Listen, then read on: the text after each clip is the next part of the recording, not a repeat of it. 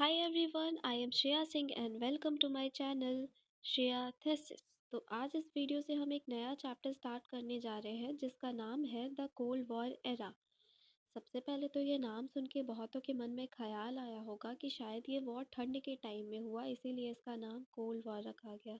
पर ऐसा कुछ नहीं है। इसके पीछे का जो रीज़न है वो इस चैप्टर के एंड तक आप लोगों को समझ में आ जाएगा। तो आइए आज हम इस चैप्टर का इंट्रोडक्शन जानते हैं, जिससे आप इस पूरे चैप्टर को बहुत ईजिली रिलेट कर पाओ। ठीक है, तो उससे पहले आपको इसका बैकग्राउंड जानना पड़ेगा कि आखिर ये cold war like situation create क्यों हुआ। ठीक है, तो सबसे पहले वर्ल्ड वॉर फर्स्ट हुआ था जो कि चला था 1914 से 1918 के बीच में। और जो वर्ल्ड वॉर सेकेंड हुआ था वो हुआ था 1939 टू 1945। ठीक है, तो जो वर्ल्ड वॉर फर्स्ट हुआ था ना उसमें जो यूएसए और सोवियत यूनियन वो एक दूसरे के अगेंस्ट में थे। पर वर्ल्ड वॉर सेकेंड में ये दोनों साथ में आ गए। साथ में क्यों आए थे? ताकि उन दोनों के सामने जो एक बड़ा दुश्मन था उनका वो था हिटलर। ठीक है, जर्मनी। तो उसको हराने के लिए ये दोनों साथ में आए थे, बट थे ये दोनों दुश्मनी। ठीक है, और यही जो वर्ल्ड वॉर सेकेंड ख़त्म हुआ जिसमें हिरोशिमा और नागासाकी पर बॉम्ब गिरा दिया गया था, बहुत ज़्यादा मैसिव डिस्ट्रक्शन हुआ था।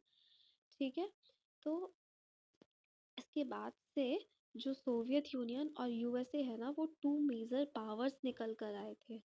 और इन दोनों के बीच में हमेशा से कन्फ्लिक्ट बना रहता था कि मैं सुपीरियर हूँ, वो कहता कि नहीं मैं सुपीरियर हूँ। तो इन दोनों के बीच में कन्फ्लिक्ट चलता रहता था, और ये कन्फ्लिक्ट सिर्फ वॉर को लेकर ही नहीं था। ये कन्फ्लिक्ट वो लोगों की आइडियोलॉजी को लेकर भी था कि हमारा जो आइडियोलॉजी है वो सबसे बेस्ट है। जैसे कि यूएसए जो था वो कैपिटलिस्ट को फॉलो करता था, और जो हमारा सोवियत यूनियन था वो कम्युनिस्ट सोशलिस्ट को फॉलो करता था। तो इन दोनों के बीच में ना आइडियोलॉजी का भी कन्फ्लिक्ट था कि हमारा जो है वो सबसे ज़्यादा बेस्ट है। तो ये दोनों ना अपने आप को सुपीरियर दिखाने की कोशिश करते थे और पूरे वर्ल्ड पे ना अपना डोमिनेंस स्टैब्लिश करने की कोशिश कर रहे थे। ठीक है, तो इन दोनों के बीच में जो टेंशन चलता रहा ना वो 1945 से लेकर 1989 तक चलता रहा। ठीक है, 1989 में जाकर ये जो ओल्ड वॉर लाइक सिचुएशन था ना वो ख़त्म हुआ था। और वो क्यों ख़त्म हुआ था? क्योंकि वो सोवियत यूनियन जो था ना वो टूट गया था। ठीक है, सोवियत यूनियन ना सोवियत यूनियन में बहुत सारे कंट्रीज़ थे जिन्होंने मिलकर एक ग्रुप बनाया था, एक यूनियन बनाया था। वो यूनियन जो था टूट गया था, जिसके कारण ये जो कोल्ड वॉर है उसका एंड हो गया। ठीक है, तो इन दोनों ये तो आप लोगों को बहुत अच्छे से समझ में आ गया होगा कि इन दोनों के बीच का जो कन्फ्लिक्ट जो टेंशन था वही उसी को यहाँ पर कोल्ड वॉर कहा जा रहा है। ठीक है, क्योंकि यहाँ पे ना यहाँ पे कोई बड़ा ऐसा मेजर वॉर नहीं हुआ था, हमेशा छोटे मोटे वॉर्स ही हुए थे, वो भी दूसरी दूसरी जगह पे। क्योंकि इन लोगों ने ना अपना एक ग्रुप बनाना स्टार्ट कर दिया था। ठीक है, कि जितने भी देश है ना वो कुछ यूएसए वाले ग्रुप में जा रहे हैं जो कि कैपिटलिस्ट को फॉलो करता था, कोई रशिया वाले यानी कोई सोवियत यूनियन वाले ग्रुप में जा रहे हैं जो कि सोशलिस्ट और कम्युनिस्ट को फॉलो करता था। ठीक है, तो हुआ ये ना कि लोगों ने मतलब जो कंट्रीज थे उन्होंने अपना ग्रुप बनाना स्टार्ट कर दिया था। तो जो देश अब नए नए न्यूली फ्रीडम जिन्होंने लिया था तो उनके सामने ये चैलेंज था कि आखिर हम कौन से ग्रुप में जाए। अगर वो मान लो कि यूएसए वाले ग्रुप में जा रहे हैं तो सोवियत यूनियन वाले तो उनके अपने आप ही दुश्मन बन जा रहे हैं। या फिर मान लो कि वो यूएसए में जा रहे हैं तो मतलब आई मीन यूएसए में जा रहे हैं तो सोवियत यूनियन वाले दुश्मन बन जा रहे हैं, सोवियत यूनियन में जा रहे हैं तो यूएसए वाले दुश्मन बन जा रहे हैं। तो ऑटोमेटिक उनके दुश्मन बन ही जा रहे हैं। अगर वो किसी एक ग्रुप में जाते हैं तो जो उनके अगेंस्ट में वो उन पे हमला कर सकता है। तो जो न्यूली फ्रीडम कंट्रीज थे ना उन्होंने एक अपना एक नया ग्रुप बनाया। और वो ग्रुप इसीलिए नहीं बनाया ताकि वो थर्ड वर्ल्ड कंट्रीज बना सके, मतलब कि एक नया ग्रुप बनाए और उस ग्रुप में लोगों को जोड़े। वो उसका जो मेजर ये था, मतलब कि वो लोगों का जो क्या बोलते हैं उसको, मकसद जो था उन लोगों का वो ये था कि वो जो दोनों के बीच में कन्फ्लिक्ट चल रहा है ना उसको वो शांत कर पाए। जिसमें से एक हमारा देश इंडिया भी आता है, वो 1947 में आज़ाद हुआ था और उनके सामने भी सबसे बड़ा चैलेंज यही था कि वो कौन से ग्रुप को ज्वाइन करे। तो उन्होंने एक नया ग्रुप बनाया जिसका नाम था नॉन अलाइड मूवमेंट। ठीक है ना, इसका मतलब क्या है, ना वो उसकी तरफ है ना वो इसकी तरफ है। इन्होंने एक नया ग्रुप बनाया जिससे वो उन दोनों के कॉन्फ्लिक्ट को ख़त्म करने की कोशिश करेंगे, और बहुत हद तक उन्होंने किया भी था। ठीक है, तो चलिए आप लोगों को इसका जो मेजर, हाँ, और कंटेम्प्ररी जो कोल्ड वॉर एरा वाला जो टाइम है वो ख़त्म हुआ, उसके बाद हमारा कंटेम्प्ररी एरा स्टार्ट हो गया था। कंटेम्प्ररी एरा किसको बोलते हैं, जिसमें हम लोगों को बहुत सारे पॉलिटिकल चेंजेस, सोशली मतलब सोशल चेंजेस ये सब देखने को मिलता है, उसी को कंटेम्प्ररी एरा कहा जा रहा है। ठीक है, तो आइए एक बार इस चैप्टर को रीड कर लेते हैं। The chapter provides a backdrop to the entire book. The end of the Cold War is usually seen as the beginning of the contemporary era in world politics, which is the subject matter of this book. देखो क्या बता रहे हैं यहाँ पे, वही चीज़ कि जो कोल्ड वॉर के एंड हुआ था ना, उसी के बाद से कंटेम्प्ररी एरा का शुरुआत हो गया था जिसमें आज हम लोग रह रहे हैं।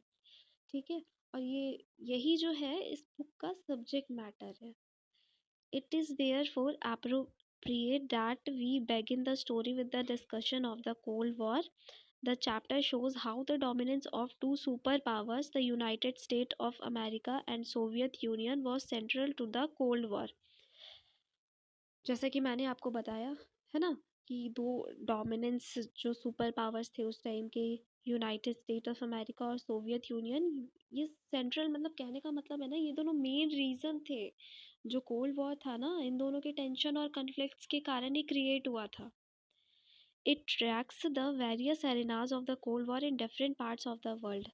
अब क्या हुआ ना कि ऐसा कोई मेजर वॉर नहीं हुआ था, जैसे कि मैंने आपको बताया कि बड़े लेवल पे ऐसा कोई वॉर नहीं हुआ था, पर जिन्होंने ग्रुप्स बनाए थे ना, उन्हों उनके बीच में ना ये आइडियोलॉजी को लेकर लड़ाई वगैरह हुई थी, वॉर वगैरह छोटे मोटे वॉर हुए थे। जैसे आप लोगों को बहुत से एग्जांपल्स देखने को मिलेंगे, साउथ कोरिया नॉर्थ कोरिया वाला। ठीक है, वो आपको चैप्टर में जब आगे आप टॉपिक पढ़ोगे तो आपको वो पढ़ने को मिलेगा। ठीक है, तो छोटे मोटे वॉर हुए थे, जो ग्रुपिंग्स बनाए थे उन्होंने ना उनके बीच में, आइडियोलॉजी को लेकर कि वो सोशलिस्ट को फॉलो कर रहे हैं तो दूसरा कैपिटलिस्ट को फॉलो कर रहा है, या फिर और भी चीज़ों को लेकर। ठीक है, लेकिन ऐसा कोई बड़ा मेजर वॉर नहीं हुआ था।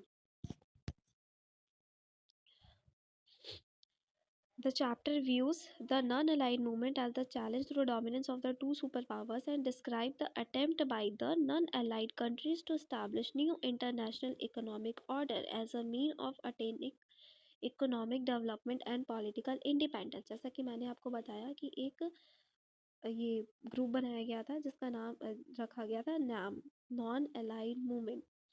उन लोगों के सामने ना, मतलब ये चैलेंज समझो ना, उन्होंने एज अ चैलेंज ले लिया कि नहीं, हम लोगों को इन दोनों के देश के बीच में जो कॉन्फ्लिक्ट चल रहा है उसमें हम लोगों को नहीं जाना है, उसमें बस हम लोगों को उन दोनों के कॉन्फ्लिक्ट्स को ख़त्म करने की, कम करने की कोशिश करना है।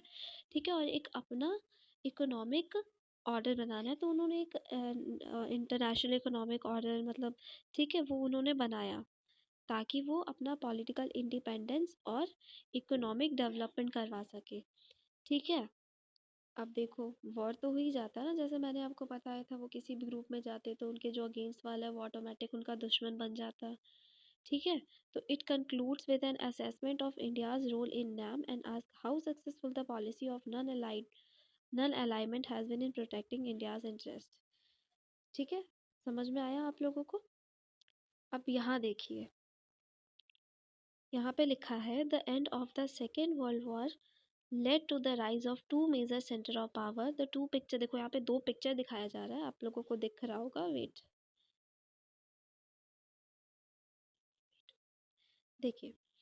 अमेरिकन सोल्जर्स जो है ना, हमारी ये फर्स्ट पिक्चर जो आपको दिख रहा है ऊपर वाला, उसमें अमेरिकन सोल्जर जो है ना वो अपना यूएस फ्लैग जो है वो जापान में लहरा रहे हैं। ठीक है, वो मैंने जैसा आपको बताया था ना कि वर्ल्ड वॉर सेकेंड हुआ, लास्ट में क्या हुआ था कि उन्होंने हिरोशिमा और नागासाकी पे बॉम्ब गिरा दिया था। ठीक है, तो जापान तो ऐसे भी हार गया था, तो वो वहाँ पर अपना यूएस फ्लैग लगा रहे थे। ठीक है, और दूसरे पिक्चर में देखिए, दूसरे पिक्चर में क्या हो रहा है कि Soviet Union raising the USSR flag on the Reichstag building in Berlin Germany in May 1945। क्या हुआ ना कि यहाँ पे जो सोवियत यूनियन के जो सोल्जर्स थे वो अपना यूएसएसआर फ्लैग, रिचटैग जो बिल्डिंग था बर्लिन में, वहाँ पे वो लोग लहरा रहे थे। रिचटैग बिल्डिंग आप लोग पढ़ेंगे, आगे में पढ़ने को मिलेगा आपको। वहाँ पे इसी के कारण तो मेन जो जर्मनी था ना और उसका जो कैपिटल हुआ करता था बर्लिन, उसको बर्लिन को दो हिस्सों में बांट दिया गया था, एक ईस्ट वाला और एक वेस्ट वाला।